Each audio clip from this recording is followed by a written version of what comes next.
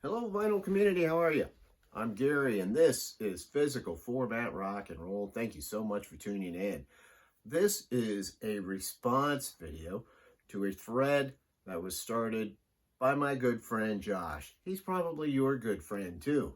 Josh, of course, is the JC in the FlipSide, the vinyl community with JC, one of the premier channels on YouTube in the vinyl community. Anyway, his thread was, hey, show some of your favorite hair metal albums. Or I think he was kind of trying to say, maybe if you wanted to introduce some people to what is considered hair metal. By the way, hair metal has turned into this derogatory term, right? It was started by people with giant sticks in their butt, like Rolling Stone magazine and Pearl Jam. Okay, those are the only people that look down on it. Most of us don't. But anyway, so I wanted to pick a few that hopefully not everybody else is showing. You know, some of them I'm sure they are, but that's, if you see other people showing the same records, then, and you're interested in getting into some of this type of music, you might say, well, that looks like one to check out. Now, I'm going to pick a couple of the heavy hitters at first from that genre, or that's associated with it. The first, I am going to pick Motley Crue, Theater of Pain. Now, this is their third studio album and probably the most hair metal out of it. Their costumes changed on this one, so, you know, they were a little more flamboyant, a little more colorful. This is the tour that I first saw them on.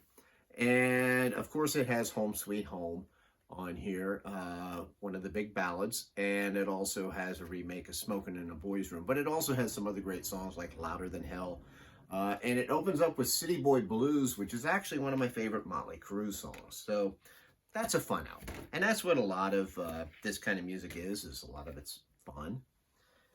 Here's another one that falls under that, and that is Dancing Undercover by Rat. Actually, one of my favorite Rat albums. This also is their third album. This, of course, has Dance on there and Slip of the Lip. A couple of my favorite Rat songs. This, I think this gets overlooked a little bit, but this is a really good one. Rat, Dancing Undercover.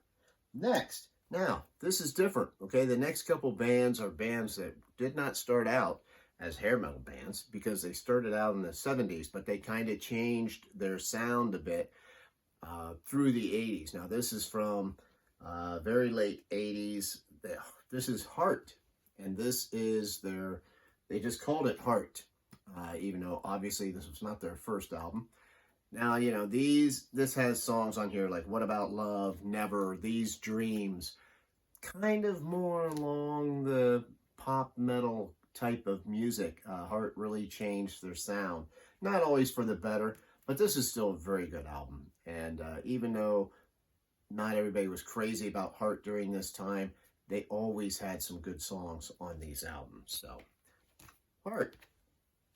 Next up is another band that had to kind of change their image a bit, and this is Kiss. This is Kiss Asylum.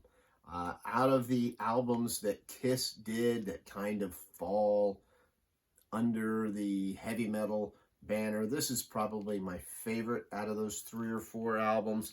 I think this is pretty solid, but as you can see, the look of this album itself, if nothing else, screams hair metal. But it has, you know, some cheesy songs like All Night on here, but it also has great songs like King of the Mountain. Eric Carr has some fantastic drumming on here. I definitely recommend Asylum by Kiss. We've got Helen Reddy's Greatest Hits. I'm sorry, Josh. I don't know why that was there. Next, now this next band, this was their third album, and I'm kind of putting this in this category because they kind of changed their sound. This is Waiting for the Roar by Fastway. Fastway had 2 albums in the early, like in 83 and 84, and this one I believe was in 85. They were really cranking them out. But this one is where they were definitely trying to change their sound a bit to make themselves more commercially acceptable. So there's more keyboards, a lot more keyboards in here. Unfortunately, Jerry Shirley is no longer playing drums on this.